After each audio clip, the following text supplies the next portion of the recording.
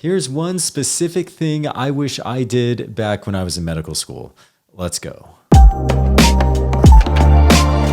What's up, everyone? Mike Muellner here. I'm an internal medicine doctor from Los Angeles, California. And one specific thing I wish I did back when I was in medical school is pick up a book on cognitive behavioral therapy, and more specifically, read this section on cognitive distortions. So what are these? Well, these are exaggerated or illogical thought patterns that can lead to depression and anxiety, or they can also perpetuate depression and anxiety. Now, what does this have to do with medical school?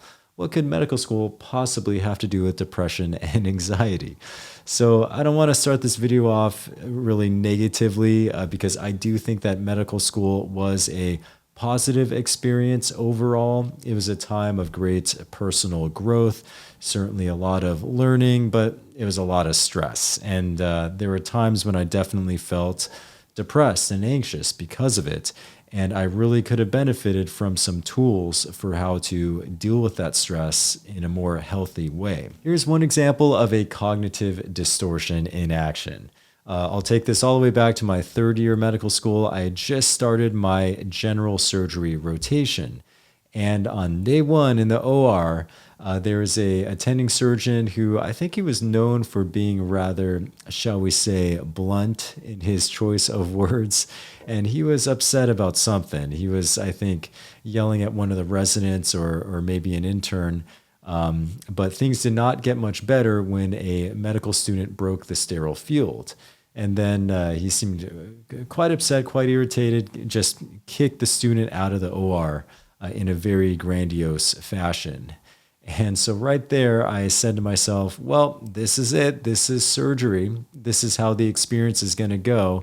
It's just a very high-strung, angry profession.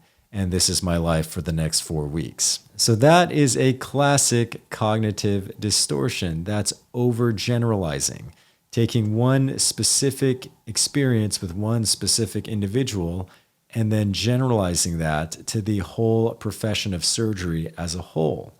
And it's really unfortunate that I felt that way. And I knew that I was exaggerating and overgeneralizing a bit, but I still let that thought creep into my mind. And it definitely had an impact on how the next 4 weeks on the rotation went.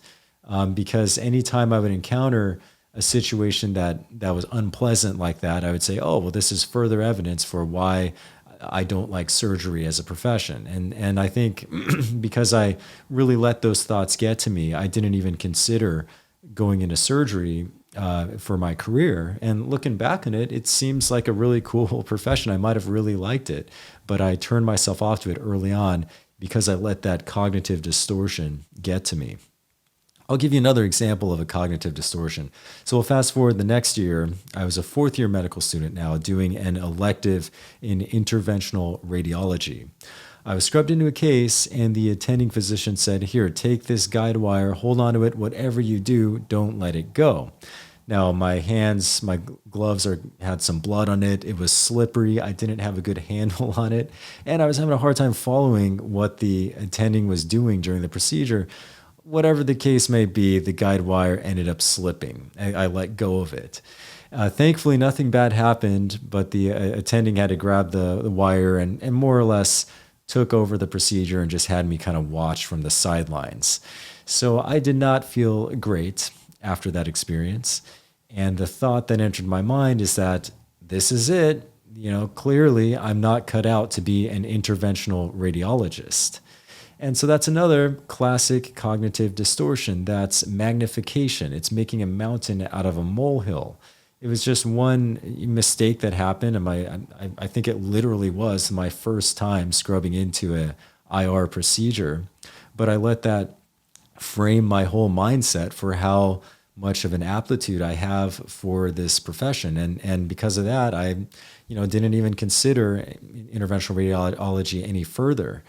And so that's another example of a cognitive distortion and one that I really wish I was more aware of because, after learning about cognitive behavioral therapy, maybe I could have taken a more healthy response to this. Instead of saying, clearly, I'm not cut out for this profession, see it for what it really is. Just one day that didn't go so well, and maybe the next day will be better. So there you go. There's 2 examples of cognitive distortions, and something I really wish I was more aware of back in medical school.